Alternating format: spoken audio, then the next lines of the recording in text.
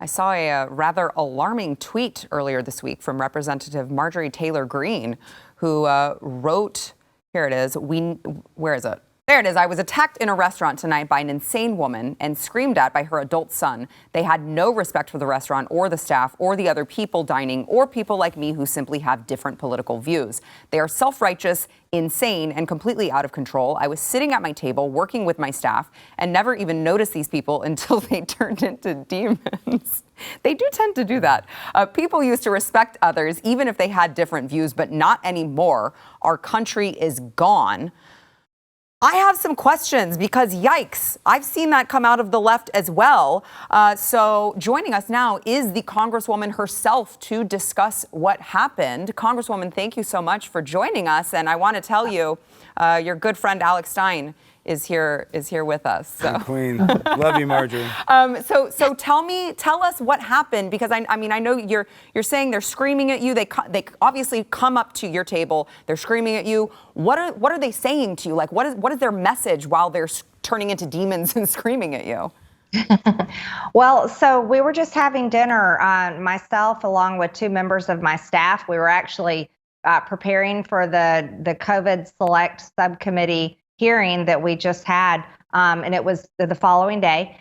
We had papers all over the table. I mean, it was very much a work dinner in a nice restaurant here in Washington, D.C., and we hadn't been paying attention to the people around us, but apparently this party had finished their dinner, and as they were leaving, they decided that was their time to shine, I guess, so to speak. So the woman and their party came over to my table and just basically started calling me all kinds of names. But she approached and stood very close to me, standing over me at my table as she was saying all these terrible things to me. And then the other couple of people in her party, one of them was screaming at the top of his lungs, "F you, Marjorie," over and over and over again inside the restaurant. And the reason why I say is they turn into demons is because they go from being normal people sitting there having dinner, and then they see a Republican like me that they hate, that they don't agree with my policies, my views, my willingness to protect kids from gender reassignment surgeries, to have strong borders, to support the police, to reduce crime, to reduce government spending because our federal government is out of control, to stop a war in Ukraine because it makes no sense whatsoever. And because I believe in those policies, they think they have the right to verbally attack, and sometimes these people physically attack, but that's what they think they have the right to do. And Sara, here is why. It's because Hillary Clinton years ago labeled all of us deplorables. Mm-hmm. And that in their minds was saying, look, these people are second-class citizens. And then people like Maxine Waters basically gave a dog whistle to everyone on the left and commanded people, when you see them, you go out and you make a crowd and you go after them and you tell them and you harass them. So this comes from basically the generals of the Democrat Party. It comes from the top, and they command their people to attack us in public. Mm-hmm. And it's not just elected members of Congress like me, but we saw it over and over during the Trump administration. Regular people, if they were wearing a red MAGA hat, they were harassed in restaurants and public all over the place. And I'm fed up with it. It's totally wrong. It's out of control, but I don't think they're ever going to stop.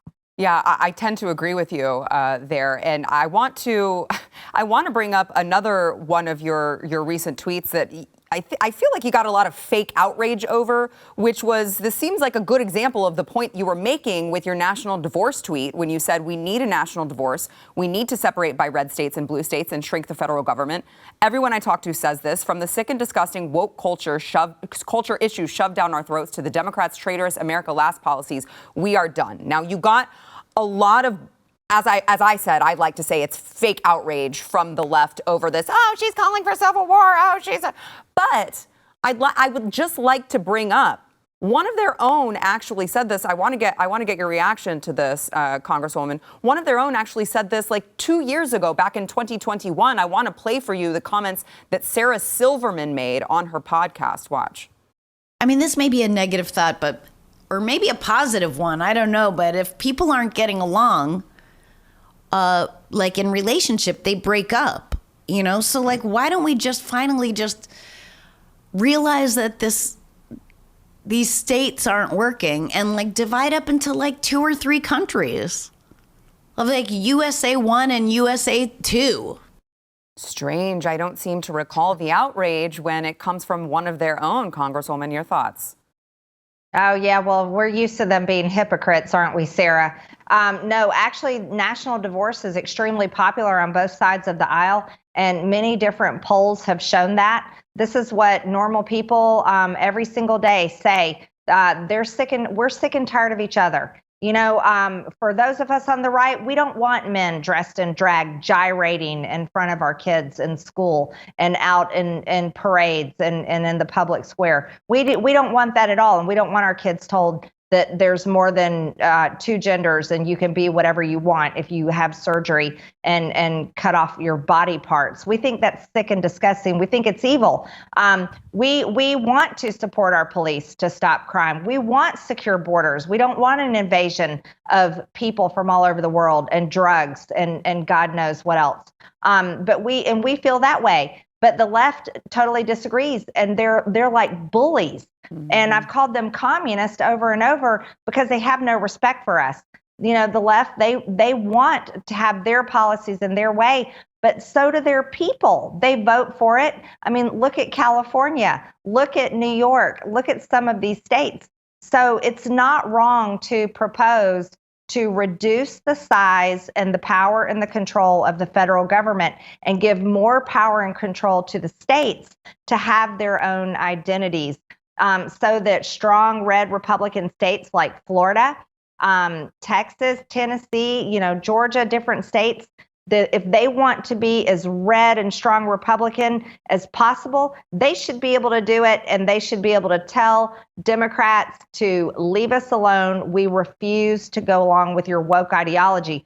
Blue states, listen, if they want to have abolish the police and have no police, but they have social workers, if they want to have gender transition schools starting at kindergarten, if they want to have wide open borders, if they want to sell out to China, which California basically already has, but if they want to have that, then fine, let them have it. Mm-hmm. It's kind of where we are, but the division among people, listen, here's the thing. I don't want a civil war. Not at all. And I know pretty much everyone I know doesn't want a civil war, but I think maybe it's coming to the point is the way to avoid civil war is to reduce the power and control of the federal government and give more power to the states, return our military to what it is supposed to do, and that is to defend America's national security and defend our borders, but not fight wars all over the world. We need our military to have interest in our country, especially because they're funded by our tax dollars. I think these are common sense ideas, and hopefully it can help Americans to stop fighting with one another. Yeah, I totally agree. So I want to, before we let you go, I want to ask you about the comments that Christopher Wray, FBI Director Christopher Wray, made last night with his interview with Bret Baier. Now, you are like the person that I think of when I think of who in Congress is at the forefront of making sure that we don't forget all of these January 6th prisoners, political prisoners. It's you. So I want to get your take on Chris Wray, who I don't know if you had a chance to watch it yet, but I'll paraphrase it for you. So he was asked about January 5th and January 6th. We still don't have any information on the pipe bombers. And January 6th, you guys can't answer the question. It seems like you can't answer the question. Did the FBI use paid informants on January 6th? And Chris Wray was like, look, I can't talk about whether we used FBI informants, not because you don't read anything into that answer. It's just that I just can't talk about it. So I can't tell you yes or no, but it feels like if the answer were no, we didn't use any on this specific occasion, he could just say that. Am I missing something? No. As a matter of fact, Sarah, you're really smart. If he's not saying no, then it's easy to assume that they were. Because if they weren't, then he would have said no. And these are the questions that Republicans want to know. And these are the questions that Republicans need to find the answers to. Because what happened on January 6th, there's too much there. It wasn't a planned insurrection. That's not what happened. And no one can deny what we have all seen from people like Ray Epps and the guy, so-called scaffold commander, that no one is able to identify. But yet they're able to find these MAGA grandmas all over the country and throw them into jail. But it's outrageous. And the double standard and the two-tiered justice system in this country from the FBI and the Department of Justice is sickening. Mm-hmm. And that's when I say rein in the federal government within the parameters of a national divorce, that's part of what I'm talking about. We need to rein in these out of control, very powerful parts of our federal government that have been weaponized against conservative Americans all over our country. It's gotten to a point where we don't trust our government. People just can't trust the government because they use these very powerful forces as political weaponry. And that's what they've done on January 6th. And the pipe bomber, let's be real, there's videos of this person. There's all kinds of information down to what kind of shoes they had on, but yet they somehow can't find this person. And that's outrageous. It makes a lot of people question, was that a setup? And what did it even mean? The videotapes, though, are going to be released, and everybody, if everybody can please have a little patience. Mm-hmm. It's a process that the conference is working through. The Speaker's office, they are working through a process for the public to be able to see and other press to be able to see these videotapes. But there's 41,000 hours of videotapes between January 5th and January 6th.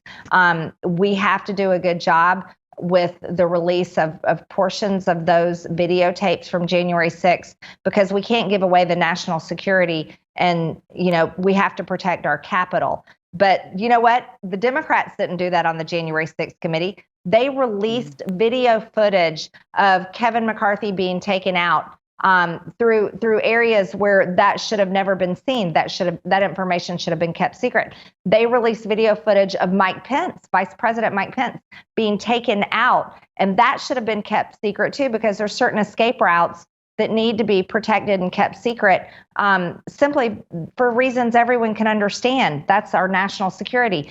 But yet they were able to show Nancy Pelosi, her daughter, filming a documentary wherever they wanted to go. So the Democrats on the January 6th committee had no interest in protecting our national security and the private information and tunnels and places in the Capitol, which is important to protect. But Republicans in charge now are working through a process where we can make the very important information on January 6th, which is where the riot occurred and where all of these video scenes that are needed for different January 6th defendants' cases, we want that to be available. So we're working through that process. I know there's been a lot of uproar back and forth about it, but it's something that I think is extremely important. And then let me add on one more thing I want you all to know is we are going to be doing an investigation and a hearing through the Oversight Committee on the DC jail, because the human rights abuses from the DC jail are horrific. And I think it's imperative that we dig into that jail and expose exactly what they've done to these pre-trial January 6th defendants. And it should have never happened. They're political prisoners. Yeah, you are, again, right on the mark, and we appreciate you doing that, because I agree. These jails are just horrific. The stories that we've been hearing are just horrific, and we appreciate the transparency that you are bringing, Congresswoman. You are the left's #1 enemy. That is how you know you are over the target, and we appreciate all that you do. Thank you so much for coming on. Thank you. Thanks so much, Sarah. Bye, Alex. Bye. If you like that clip, there is plenty more where that came from. Click the link in the description below to subscribe to the News and Why It Matters YouTube channel to watch the full episode.